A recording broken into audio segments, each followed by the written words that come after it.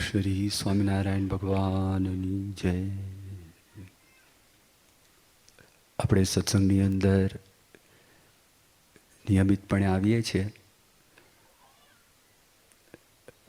પણ આપણા અંતરની અંદર એનો હેતુ જેટલો સ્પષ્ટપણે સમજાય એટલા પ્રમાણમાં આપણને સત્સંગમાંથી લાભ મળે. હેતુ એટલો જ છે કે આપણો જે જીવ છે એનું આત્યંતિક કલ્યાણ થાય એવી કઈ વાત આપણા મનની અંદર સમજાય, અને એના જે ઉપાયો બતાવેલા છે ઉપાયો આપણે કરી શકીએ. આપણે જે સત્સંગ કરીએ છીએ સત્સંગનું ફળ એ છે. શ્રીજી મહારાજે વચનામૃતની અંદર ગરડા પ્રથમ પ્રકરણનું 70 એમાં સ્વામિનારાયણ ભગવાને વાત કરી કે જો આપણે જીવના કલ્યાણને માટે સત્સંગ કરતા હોઈએ તો આપણને ભગવાનની નિષ્ઠા છે ને પાકી થાય, અને આપણે કોઈ દિવસ સત્સંગમાંથી પાછા પડીએ નહીં. પણ કોઈ પદાર્થની લાલચ હોય, આપણને નોકરી મળી જાય, ધંધો સારો ચાલે, સગપણની અંદર સારા સગાવાલા આપણને પ્રાપ્ત થાય, અથવા તો આપણે ભણવાની અંદર બહુ સારા માર્ક આવે, આ બધી લૌકિક ઈચ્છાઓ છે. એ ઈચ્છા રાખીને જો આપણે સત્સંગ કરીએ ને ઈચ્છા ફળે તો આપણે સત્સંગ વધારે દ્રઢ થાય. પણ મહેનત કરવા છતાં પણ એ ઈચ્છા જ્યારે ફળે નહીં ત્યારે આપણને લાગે સત્સંગમાંથી આપણને કંઈ મળ્યું નહીં. એટલે પહેલામાં પહેલી વાત તો આ છે કે જીવ છે એનું કલ્યાણ. જીવનું કલ્યાણ એટલે શું? કે જેમાં કોઈ પણ પ્રકારનું દુઃખ ન રહે અને અખંડ સુખ, અખંડ શાંતિ એનો જે અનુભવ આપણને થાય એના માટે આપણે આ સત્સંગ કરીએ છીએ. ગૌતમ બુદ્ધ હતા તો ગૌતમ બુદ્ધ પાસે બધી જ પ્રકારની વ્યવસ્થા હતી. આ લોકની દ્રષ્ટિએ સંપૂર્ણપણે સુખ પણ ગૌતમ બુદ્ધની પાસે હતું, પણ અમુક પ્રકારના જે દુઃખ એમણે જોયા કે જીવનની અંદર આવવાના જ છે, તો એમાંથી પણ મને મુક્તિ કેવી રીતે પ્રાપ્ત થાય? જ્યાં સુધી દુઃખ છે ત્યાં સુધી જીવનું કલ્યાણ નથી થયું. કોઈ પણ પ્રકારનું દુઃખ માનસિક દુઃખની વાત છે. શરીરની અંદર કદાચ દુઃખ આવે, પૈસા છે વધે ઘટે એ બધું બને, ક્યારેક સન્માન થાય, ક્યારેક આપણું અપમાન પણ થાય, પણ મનની અંદર એનો ડાઘ પડે નહીં, મનમાં ટોચો વાગે નહીં, મનની અંદર ઉદ્વેગ થાય નહીં, મનની અંદર ચિંતા થાય નહીં, અને અખંડ શાંતિ, અખંડ આનંદનો અનુભવ, અખંડ પ્રકાશ અને સદ્ગુણો, અખંડ શુભ વિચારો આ બધું ચાલ્યા કરે. એટલે ગૌતમ બુદ્ધ એના માટે નીકળ્યા હતા. યાજ્ઞવલ્ક્ય ઋષિની વાત, 1000 ગાય છે અને બધા ગાયોના શિંગડા છે એને સોનાથી મઢાવેલા હતા જનક રાજાએ, અને કીધું કે તમારામાંથી જે બ્રહ્મનિષ્ઠ હોય આ બધી ગાયોને લઈ જાઓ. અને યાજ્ઞવલ્ક્ય ઋષિને ગાર્ગીનો સંવાદ, એ સંવાદની અંદર પણ છેવટે ગાર્ગીનું વર્ણન છે ઉપનિષદની અંદર, બોલવાવાળી હતી, વાચાળ હતી. એટલે પ્રશ્ન જ્યારે પૂછે ત્યારે પ્રશ્નની અંદર અમુક પ્રશ્ન પૂછાય, અમુક પ્રશ્ન ન પૂછાય, એવો વિવેક ચૂકી અને જ્યારે ગાર્ગી પ્રશ્ન પૂછે યાજ્ઞવલ્ક્યને કે જે બ્રહ્મલોક છે એ બ્રહ્મલોક એ શેની અંદર ઓતપ્રોત થાય, તો તે વખતે યાજ્ઞવલ્ક્યે વાત કરી કે હવે પ્રશ્ન પૂછવાનું બંધ કર ને માથું ઉડી જશે તારું.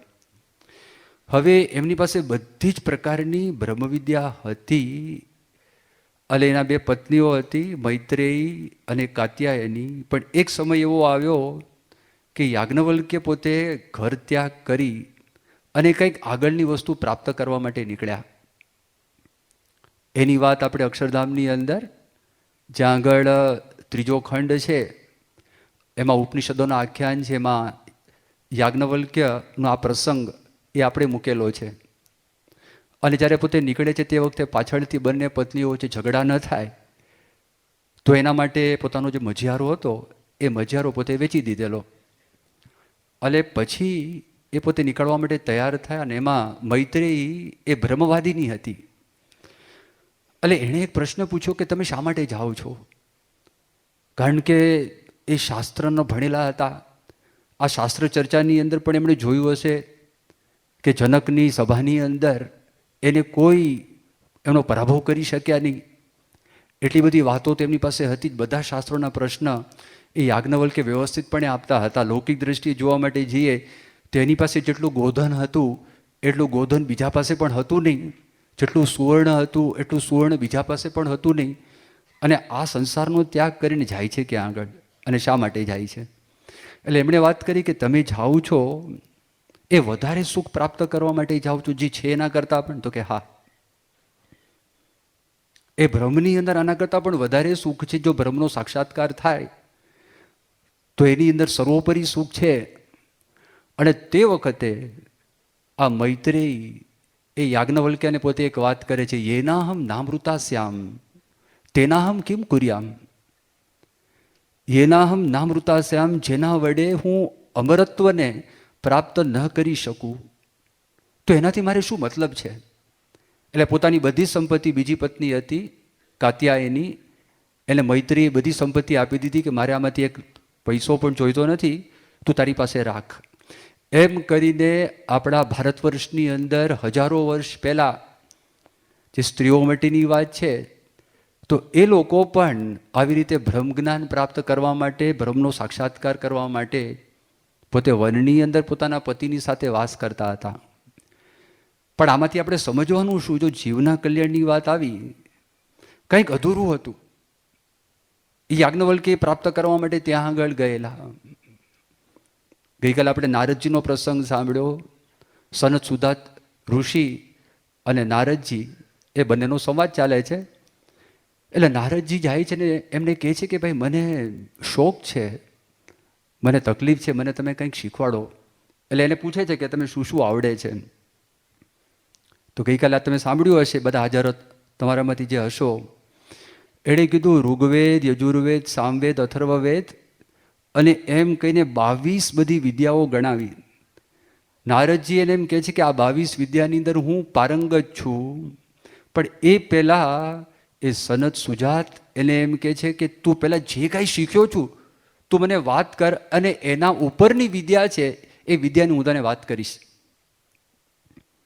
એનો અર્થ શું થયો કે તમે મારી પાસે આવ્યા છો, આ બધું તમે ભણેલા છો, પણ જો જીવનની અંદર નથી તો એ અધૂરું છે અને એના ઉપરનું પણ કોઈ જ્ઞાન છે. આ વાત એને સમજાવે છે, આ વાત એને કહે છે. ને પછી બધી વિદ્યાનું વર્ણન કર્યું તો તે એમણે કહે છે, સનત સુજાત એમ કે આ તો માત્ર તું નામ બોલી ગયો છું.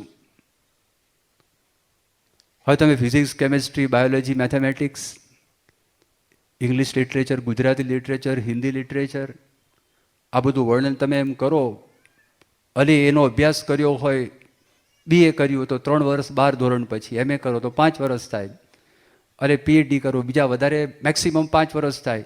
અને પછી તમે કોઈક સંત પાસે, પ્રમુખ સ્વામી જેવા સંત પાસે આવીને તમે એમ કહો કે ઇંગ્લિશ લિટરેચરની અંદર હું PhD થયો છું, તો એમ કે ખાલી PhD નામ જ છે, ફક્ત નામ જ તમે શીખેલા છો PhD. કેવું લાગે? અલા બોલી શકું છું ઇંગ્લિશ, વાર્તાલાપ કરી શકું છું, પુસ્તક લખું છું, લેખ લખું છું, એવું કહી દીધું એમણે. તો હાથ જોડે છે નારદજી કે બરાબર છે, મને તમે સમજાવો. આગળ આત્મજ્ઞાન આપે છે, બ્રહ્મજ્ઞાન આપે છે.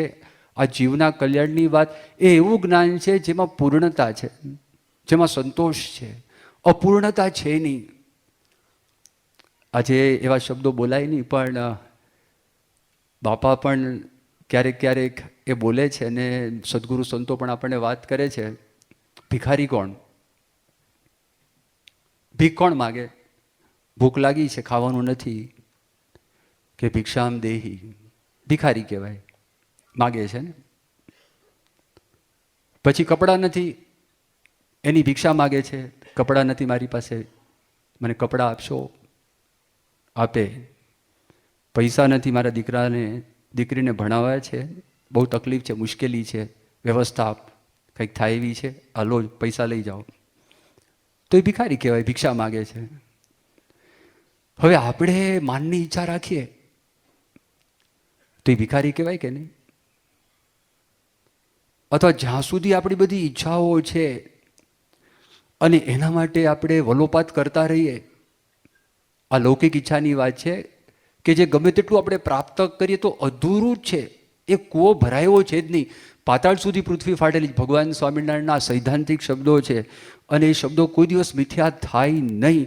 અને હજારો વર્ષોથી ઋષિમુનિઓ આપણને આ જ પ્રકારની વાત કરતા આવ્યા છે. આ વાસ્તવિકતા છે, આ હકીકત છે. બુદ્ધિશાળી માણસો તો કહે છે, આઈજી પટેલ હતા, લંડન સ્કૂલ ઓફ ઇકોનોમિક્સની અંદર પોતે ડાયરેક્ટર હતા અને આપણા રિઝર્વ બેંકના એક વખતના ગવર્નર પણ હતા. અને પ્રમુખ સ્વામી મહારાજને મળવા માટે આવેલા. એમણે વાત કરી કે અમે લોકોને છેતરીએ છીએ. આ શું છેતરામણી કરીએ છીએ? વધારે પ્રોડક્શન કરો, વધારે કરો, વધારે કરો, વધારે કરો, પણ એનાથી સંતોષ છે જ નહીં. કારણ કે માણસની ઈચ્છાઓ અનંત છે ને પદાર્થ મર્યાદિત છે. કોઈ દિવસ બેનો મેળ પડવાનો છે જ નહીં. આ સ્ટોપ થાય એવું જ નથી. આ મગજ છે ને બંધ થાય એવું છે જ નહીં. એક ઈચ્છા થઈ, બીજી થઈ, બીજી ઈચ્છા પૂરી થઈ, ત્રીજી થઈ. ઓલા કે 7 સાંધે ને 13 તૂટે, એ માણસની કોઈ દિવસ ઈચ્છાઓ પૂરી થતી જ નથી. આ એક બ્રહ્મવિદ્યા, બ્રહ્મજ્ઞાન એવી એક વસ્તુ છે કે જેમાં એ પ્રાપ્ત થયા પછી તમે આખા દુનિયાની સંપત્તિ પ્રાપ્ત કરો ને એનું માન ના આવે. અને તમે પુરુષાર્થમાંથી હટો પણ નહીં. તમે પૈસા કમાઓ, ધંધો કરો, આ લોકનો વ્યવહાર કરો તો પણ કાંઈ પ્રકારનો વાંધો ના આવે. એવું એક જ્ઞાન સત્સંગમાંથી આપણને પ્રાપ્ત થાય છે. જે શ્રીજી મહારાજના વખતમાં જેમ સંતોને હતું ને હરિભક્તોને પણ હતું. એટલે હરિભક્તો પૈસાદાર હતા, એને કોઈ પ્રશ્ન હતો નહીં, એનો કોઈ ભાર નહોતો, બોજો નહોતો. એટલે એને ખબર પડે છે કે મારે શું કરવું, કેટલું કરવું, કેમ કરવું, ખ્યાલ આવે છે.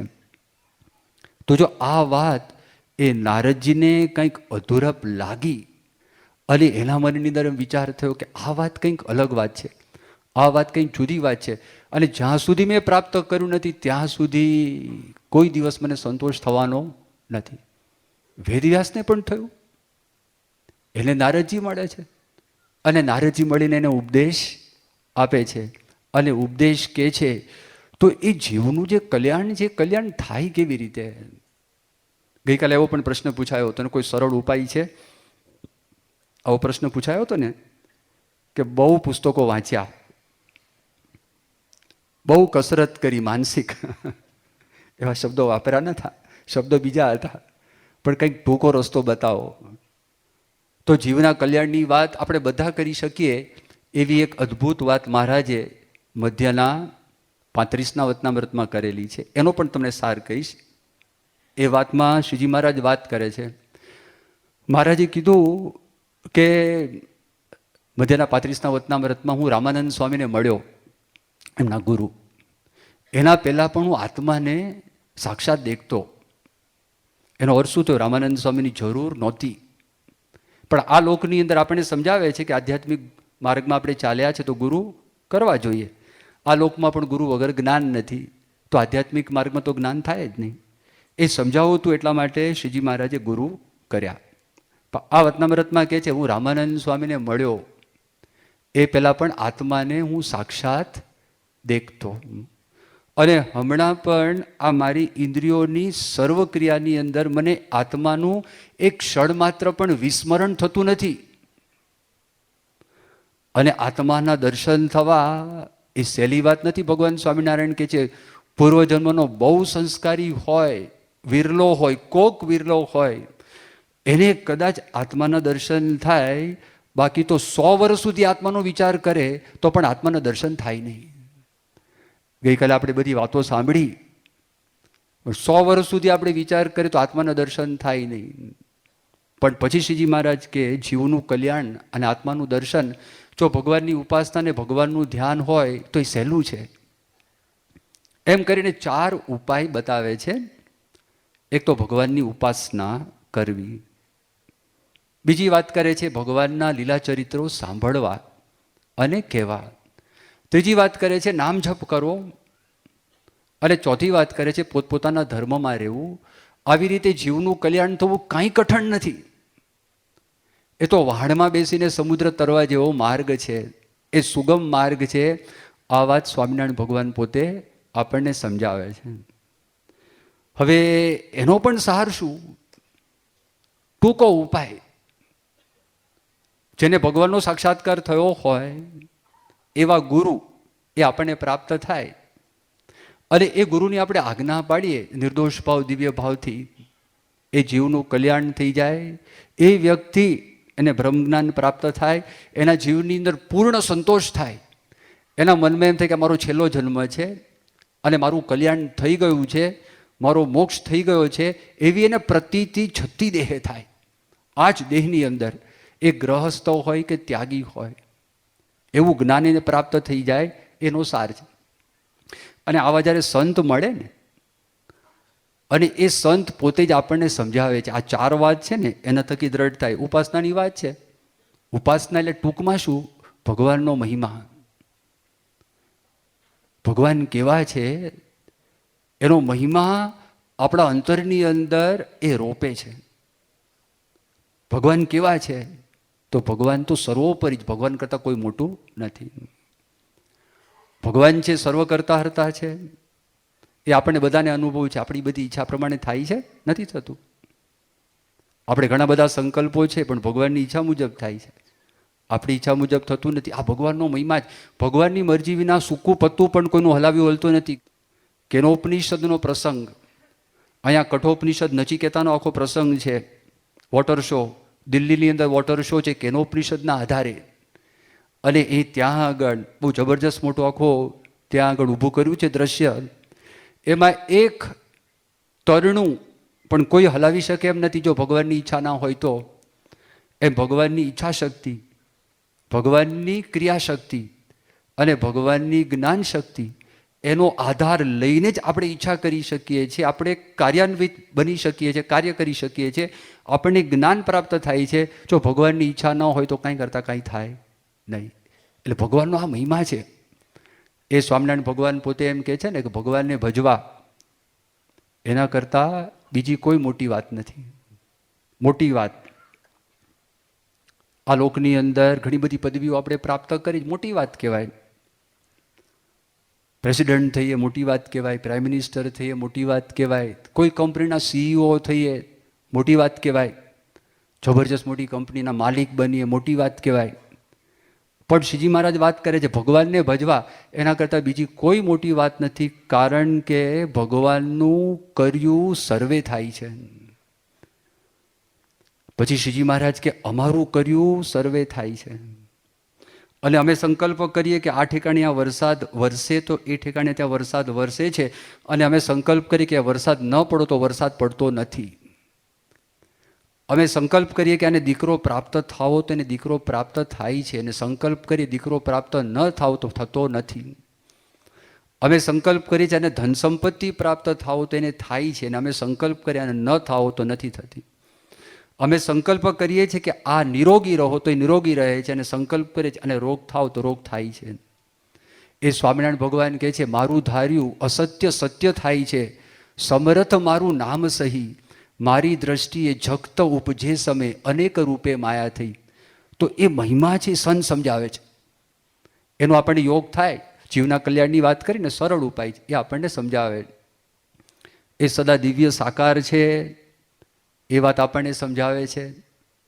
એ ભગવાન સદાય આ પૃથ્વી ઉપર પ્રગટ છે એ વાત આપણને સમજાવે છે.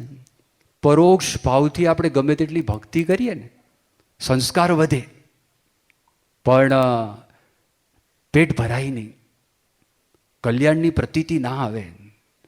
એ સ્વામિનારાયણ ભગવાન કહે છે વતનામૃતમાં સૂર્ય આકાશમાં છે એનાથી કોઈને કલ્યાણની પ્રતીતિ આવતી નથી.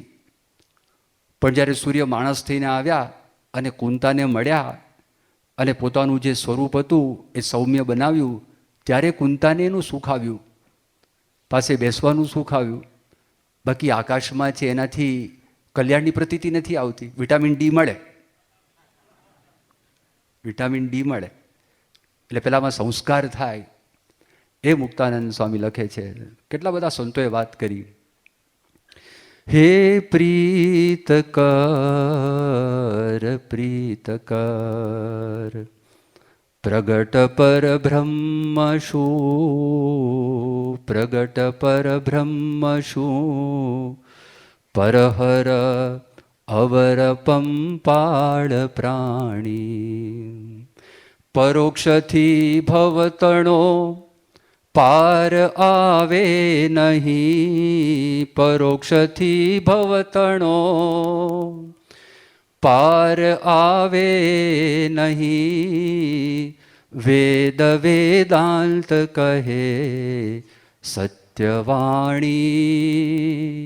હે પ્રીતકર પ્રીતકર. મુક્તાનંદ સ્વામી લખે છે ને, મુક્તાનંદ સ્વામી કહે છે પ્રીતકર પ્રીતકર, પ્રગટ પર બ્રહ્મ શું, પરહર અવર પંપાળ પ્રાણી.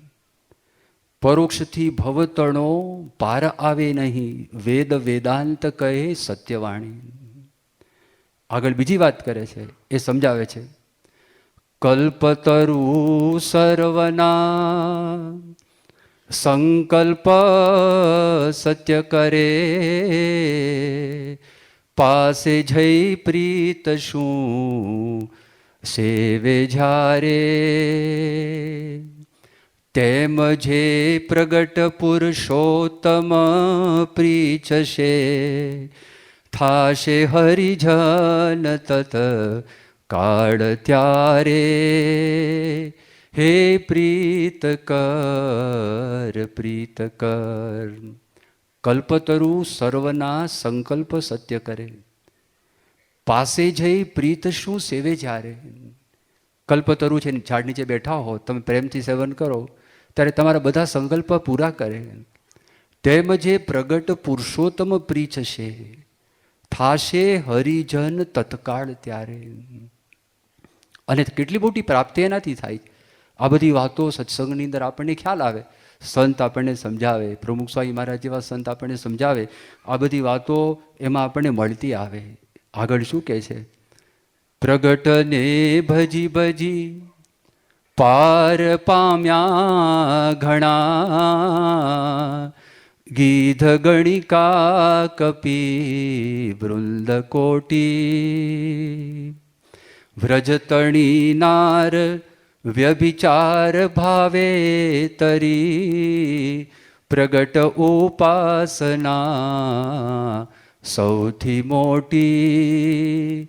હે પ્રીતકર પ્રીતકર. બહુ અદ્ભુત વાત કરી. પ્રગટને ભજી ભજી પાર પામ્યા ઘણા, ગીધ ગણિકા કપી વૃંદ કોટી. વ્રજતણી નાર વ્યભિચાર ભાવે તરી, પ્રગટ ઉપાસના સૌથી મોટી. આ મુક્તાનંદ સ્વામી તો પરોક્ષના જ હતા. મુક્તાનંદ સ્વામી સાધુ સંન્યાસી બાવાઓની બધી વાતો સાંભળતા હતા. અમરેલી પાસે એમનું ગામ હતું, અને મુક્તાનંદ સ્વામીને આ વાત પાક્કી થઈ અને ખબર પડી, ઓહો બહુ ફરક પડી જાય છે, આસમાન જમીનનો ફરક પડી જાય છે. એટલો મોટો ફરક પડી જાય. આ સંત સમજાવે આપણને, અને પ્રત્યક્ષ ભગવાન કોણ છે કે પ્રત્યક્ષ સંત કોણ છે એ વાત પણ એ સમજાવે છે. બહુ ડિફરન્સ છે. કોઈ સમુદ્રમાં તરતા હોય ને, એ સમુદ્રમાં તરતા હોય તો તે વખતે આપણને લાગે વાહ ઓહો અદ્ભુત. ખાલી 100 મીટર ગયા હોય ને તો પણ દેખાતા આપણને બંધ થઈ જાય. કારણ કે સમુદ્રના નાના મોજાઓ છે, એ નાના મોજાઓની અંદર આપણું માથું છે, એ માથું ઢંકાઈ જાય. સેજ ઉપર આવે માથું દેખાય, પાછું નીચું આવે. મિહિર સેન જેવા તરવૈયા ઘણા બધા વર્ષો પહેલાં ભારતની અંદર પ્રથમ તરવૈયા એવા હતા કે રામેશ્વરથી શ્રીલંકાની જે ખાડી હતી તરી ગયા. પછી એના કરતાં આગળ ઇંગ્લિશ ચેનલ છે, ફ્રાન્સ અને ઇંગ્લેન્ડની વચ્ચે દરિયો પણ તરી ગયા. એના કરતાં મોટી સ્ટેટ ઓફ જિબ્રોલ્ટર છે, એને પણ એ તરી ગયા. એ જ્યારે જતા હોય દેખાતા બંધ થાય તો આપણા મનની અંદર ઓહો આ માણસ ગયા, આ માણસ ગયા. એમ આપણા મનની અંદર એમ થાય ઓહો આ કેટલી વખત ચારધામની યાત્રા કરી, કેટલી વખત પદયાત્રા કરી. હવે મીરસેન તર્યા આ સ્ટેટ ઓફ જિબ્રોલ્ટર 45 માઇલ છે, એટલાન્ટિક મહાસાગર 3000 માઇલ છે,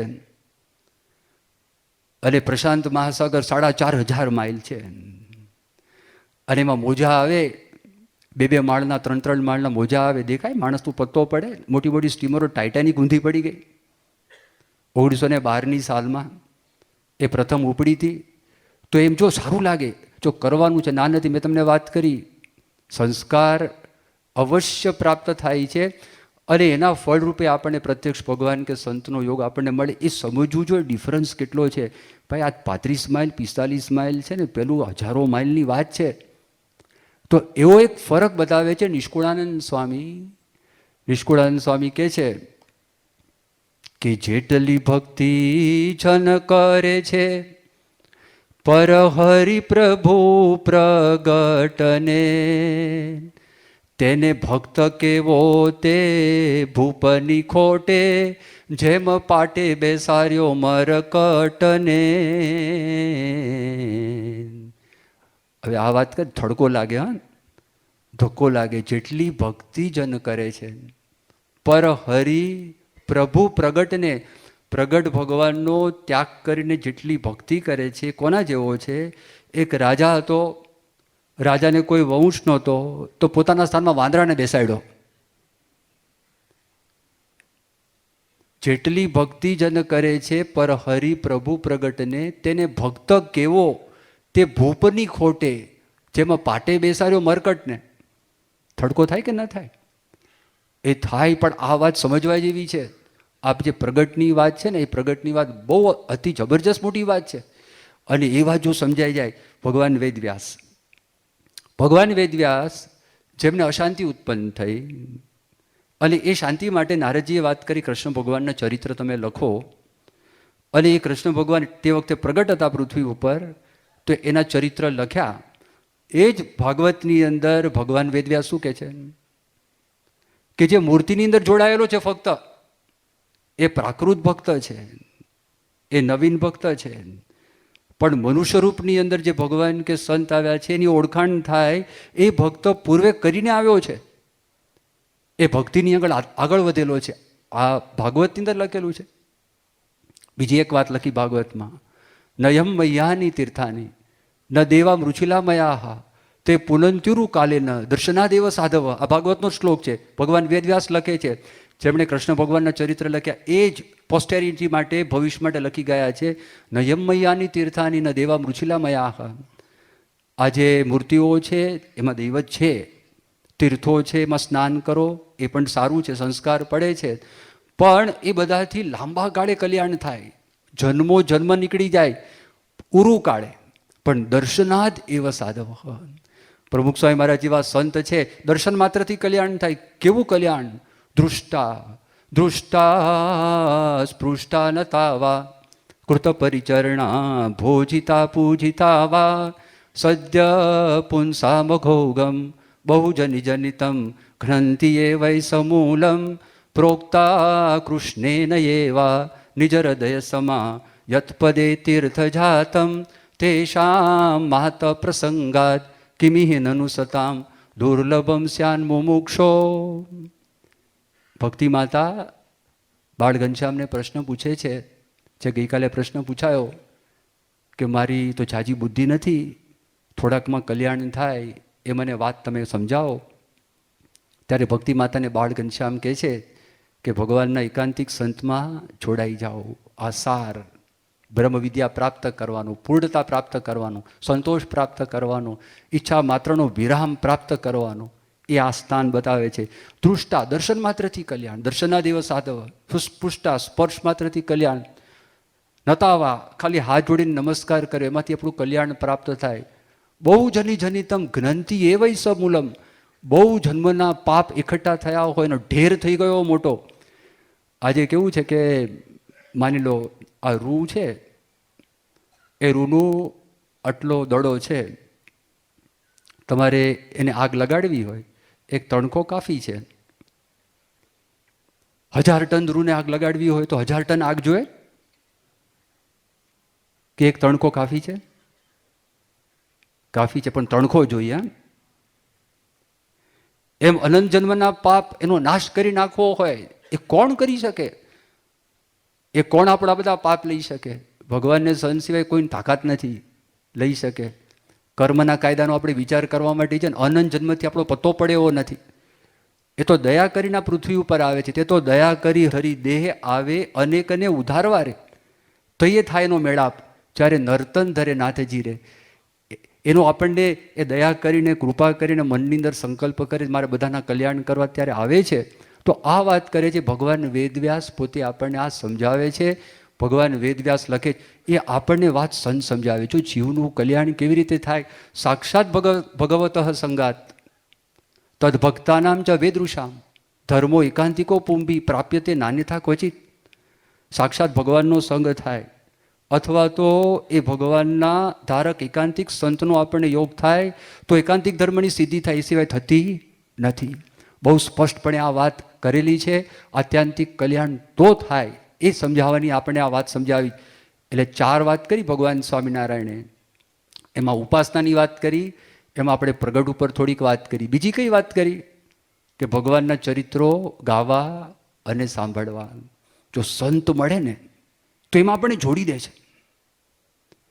તમે જો સતત શાસ્ત્રી મહારાજનો 1/2 શતાબ્દી થયો, હરિભોગ તો ભાઈ તમામ એ લોકોએ નિયમ લીધા શાસ્ત્રી મહારાજનું જીવન ચરિત્ર વાંચવું, લિખિત યજ્ઞ પુરુષ દાસ છે એ આપણે વાંચવું. એ શું થયું? ચરિત્રો આવ્યા. જો હમણાં ચાતુર્માસ આવશે, ચાતુર્માસમાં નિયમ કદાચ આવી પણ ગયા હશે કે હરિભક્તોએ આટલું વાંચન કરવું. એ શું આવ્યું? ચરિત્રો આવ્યા. જો સંતમાં આપણને હેત છે એટલે સંતની આજ્ઞાથી કરીએ. અત્યારે આપણે જે સાંભળી રહ્યા છે ભગવાનના ગુણગાન સાંભળી રહ્યા છે, ચરિત્રો જ છે. આપણી જે રવિવારની સભા છે, આપણી જે અઠવાડિક સભા છે, આપણી જે બધી ઘર સભાઓ છે, આપણી જે બધી શિબિરો છે, આપણા બધા જે ઉત્સવો છે શું? ભગવાનના ચરિત્રો આપણે ગાઈએ છીએ અને ભગવાનના ચરિત્રો સાંભળીએ છીએ. અને એમાં માણસને ટાઢકથી જે અલગ અલગ રીત છે. જેમ યોગીજી મહારાજ હતા તો યોગીજી મહારાજ એક બહુ આગ્રહ રાખેલો. વડતાલના એક શ્વેત વૈકુંઠ શાસ્ત્રી હતા. એમની પાસે હરિલીલા કલ્પતરુ ગ્રંથની પ્રત હતી, ઓરિજિનલ પ્રત. હવે એની કોપી યોગી બાપાને કરવી હતી, કારણ કે આ લખનારા હતા અચિંત્યાનંદ વર્ણી, જેમણે ગુણાતીતાનંદ સ્વામી આજ્ઞા કરી હતી ભગવાન સ્વામિનારાયણ ચરિત્ર તમે જેમ જેમ લખો. આપણી પાસે હતું નહીં. એટલે એ બધી પ્રતોની આપણે કોપી કરી એટલે હરિલીલા કલ્પતરુ ગ્રંથ, એ ગ્રંથ આપણી પાસે અત્યારે પ્રસિદ્ધ થયેલો છે. યોગી બાપા એવી વાત કરતા અને સ્વામી કે કોઈને ઊંઘ આવતી ના હોય અને વાંચતા આવડતું ના હોય તો આ ગ્રંથ બાજુમાં મૂકશો ને તો ઊંઘ આવી જશે. યોગી બાપા આવી વાત કરતા. હરિલીલા કલ્પતરુ ગ્રંથની વાત કરે. શાસ્ત્રીજી મહારાજ પોતાના જીવનમાંથી શું બતાવ્યું? માંદા પડે પ્રમુખ સ્વામી મહારાજને યાદ કરે અને યાદ કરીને જો અત્યારે નારાયણદા એટલે પ્રમુખ સ્વામી મહારાજ, સાધુનું એમનું નામ નારાયણ સ્વરૂપદાસ. અત્યારે જો નારાયણદા હોય અને જો મને ભક્ત ચિંતામણી સંભળાવે તો મારો તાવ ઉતરી જાય. એટલે પ્રમુખ સ્વામી મહારાજ ત્યાં આગળ જાય ને ગમે ત્યાં હોય એટલે ભક્ત ચિંતામણી છે એનું વાંચન કરે. એમના માટે ક્યાં હતું? એ આપણને સમજાવે છે કે માણસને અનંત પ્રકારના મુખ્ય દુઃખ મનના જ દુઃખ છે. બીજા બધા દુઃખ તો ઓછા છે. મન આપણને બહુ નચાવે છે, નાચ નચાવે છે. ઓલો ભૂત વળી ગયું હોય ને, અને ભૂત જેમ નાચ નચાવે ને એમ ઘડીકમાં ક્ષણે રૂષ્ટા ક્ષણે તૃષ્ટા હલાયા જ કરે છે. એટલે મનથી માણસ સંતોષ હોય તો એક સુભાષિતમાં શું લખ્યું? વયમિય પરિતુષ્ટા વલ્કલય ત્વમ ચ લક્ષ્મ્યા સમય પરિતોષો નિર્વિશેષો વિશેષ મનસી ચ પરિતુષ્ટે કોર્થવાન કો દરિદ્ર. એ વર્ણન કરે છે એક ઋષિ અને એક રાજા, એનો સંવાદ ચાલે છે કે વયમિય પરિતુષ્ટા વલ્કલય ત્વમ ચ લક્ષ્મ્યા, અમને વલ્કલ વસ્ત્ર પહેરવાથી સંતોષ છે, તમને લક્ષ્મીથી. સમય પરિતોષો નિર્વિશેષો વિશેષ. આમાં કોણ વિશેષ કોણ અધિક? સંતોષ તો સરખો છે. સહી ભવતી દરિદ્રો યસ્ય તૃષ્ણા વિશાલા. એ માણસ દરિદ્રી છે, એ ગરીબ છે જેની તૃષ્ણા વિશાળ છે. મનસી ચ પરિતુષ્ટે કોર્થવાન કો દરિદ્ર. જો મનમાં સંતોષ છે તો અર્થવાન કોણ છે? પૈસાવાળો કોણ છે ને દરિદ્ર કોણ છે? જો તમે જો એક એક સ્થાન તમે જુઓ કે જે સ્થાનની અંદર આપણને આ વાત કરેલી છે, સમજાવી છે, તો એ સંત આપણને સમજાવે છે, એ આપણને ખ્યાલ આપે છે કે ભાઈ જો કે તમે બહુ પ્રકારની આ પ્રકારની ઈચ્છાઓ કરતા નહીં, એ આપણને સમજાવે. તો જો એ ક્યારે બને? ભગવાન આવે તો. ભગવાન કેવી રીતે આવે? લીલા ચરિત્રો, ભક્ત ચિંતામણી. પ્રમુખ સ્વામી મહારાજ પણ આ વાત કરે, કોઈ ધામમાં ગયા હોય તો કે ભક્ત ચિંતામણી વાંચો, એમાં ભગવાનના ચરિત્રો છે. પછી આવ્યું નામ સ્મરણ, નામ જપ. તો નામ જપ માટે કેટલી પ્રેરણા આપી. આ શાસ્ત્રી મારા સાર્ધ શતાબ્દી મહોત્સવ ગયો, એ મોટો યજ્ઞ આપણે કરેલો. હજારોની કરોડોની સંખ્યાની અંદર હરિભક્તોએ એ મંત્ર જાપ લખ્યા થયા ને. ભગવાન સ્વામિનારાયણ વખતે પણ હતું, ગુણાતાન સ્વામી વખતે પણ હતું, યોગીજી મહારાજ વખતે પણ હતું. જ્યારે શતાબ્દી થયો, આ સાર્ધ શતાબ્દી વખતે પણ એ મંત્ર જાપ ચાલુ. તમે માળા કરો છો, મંત્ર જાપ છે. અને એ મંત્ર સ્વામિનારાયણ મહામંત્ર છે. એ સ્વામિનારાયણ અક્ષર પુરુષોત્તમ છે, એનો પર્યાયી છે. બ્રહ્મ અને પરબ્રહ્મનો પર્યાયી છે. મધ્યનું 21મું વચનામૃત શ્રુતિ સ્વામી વાંચે છે, ભગવાનને સંતની જે વાત કરીને એનો પર્યાયી છે આ મંત્ર. બીજું કંઈ જાજુ આવડતું ના હોય, પણ જો પ્રમુખ સ્વામી મહારાજ જેવા સંતને યાદ કરીને શાંતિથી મંત્ર જાપ કર્યા કરો, જેવા નવરા પડ્યા મનથી સ્વામિનારાયણ સ્વામિનારાયણ, બીજું બોલું એના કરતાં ના બોલું. મનની અંદર ચાલુ ચાલુ હોય, તમને અંતરમાં ઢાઢક થશે. અત્યારે વારી ભક્તો છે, તમને ખ્યાલ છે, મેં ડૉક્ટર મધુભાઈની ઘણી બધી વખત વાત કરી, એક વાત હાથમાં આવી ગઈ, અખંડ ચાલુ. જેવા ફ્રી પડે ને ચાલુ થઈ જાય. એ કથા સાંભળતા હોય ને મંત્ર ચાલુ હોય, પણ તમે કથા સાંભળતા વખતે ટેવ ન પડ્યું તો પાછા કરતા નહીં. હા, એ પાછા ખાલી અત્યારે જે માળા ફેરવવાની છે ને, તમે બધા કે અમે ફેરવીએ, એ નિયમની માળા નથી. એ હાથ ચંચળ છે ને, આપણે હાથ હળી કર્યા કરે, એ હળી ના કરે ને એના માટે માળા છે. અત્યારે ગોદાહળી કર્યા જ કરે. કોઈને આમ થાય, મોબાઈલ આવ્યો, ઠીકણું થયું, આમ થયું, તેમ થયું, એ આપણે હખણા બેસીએ એના માટે આ માળા છે. તે સભાની જે માળા છે નિયમની માળા નથી, પૂજાની માળા જુદી. અને એ માળામાં સંભાળીને કરીએ એનું પણ છે. એ હરિનામૃતમાં લખ્યું છે, જે સ્વામિનારાયણ નામ લેશે તેના બધા પાતક બાળી દેશે. છે નામ મારા સ્મૃતિમાં અનેક, સરોપરિયા જગણાય એક. એમાં 10 કડીઓ આપેલી છે હરિનામૃતમાં. એનો મહિમા સમજાયો છે, જબરજસ્ત મોટો મહિમા છે. જો અંતકાળે શ્રવણે સુણાય, પાપી ઘણો પણ તે મોક્ષ જાય. અંતકાળે ખાલી નામ કાન ઉપર પડી જાય ને તો પણ એનું કલ્યાણ થાય, મોક્ષ થાય, એવું આ છે. કંઈ આવડતું ન હોય તો મંત્ર જાપ એ ચાલુ રાખો. ચોથી વાત કરે છે, પોતપોતાના ધર્મની અંદર રહેવું. ધર્મમાં એક અઘરો છે, પણ એનાથી શાંતિ છે. એ સ્ત્રી પુરુષ મર્યાદા છે, નિષ્કામ ધર્મ છે. એ જેટલો દ્રઢ થાય ને એટલું આપણા અંતરમાં બળ આવે, અને બીજા બધા ધર્મો આપોઆપ અંદર આવી જાય. એ પણ આ સંત મળે અને એની તાકાતથી, એની કૃપાથી, એ ગમે તેવો માણસ હોય, ગમે તેવો કામી, ક્રોધી, લોભી, લંપટ હોય, પણ આવા પુરુષના યોગમાં આવે, આ બધી વૃત્તિઓ પાછી હટવા લાગે. એવી તાકાત છે. જ્યારે મોટા પુરુષ મળે રે, ત્યારે સૌના ધર્મ પડે રે. આપણને ઓલ ઇન વન પ્રાપ્ત થયા છે, એમાં ચોંટી પડવું, વળગી પડવું, એટલે જીવનું કલ્યાણ, સંતોષ, શાંતિ, પૂર્ણ કામપણું. શ્રી સ્વામિનારાયણ ભગવાનની જય.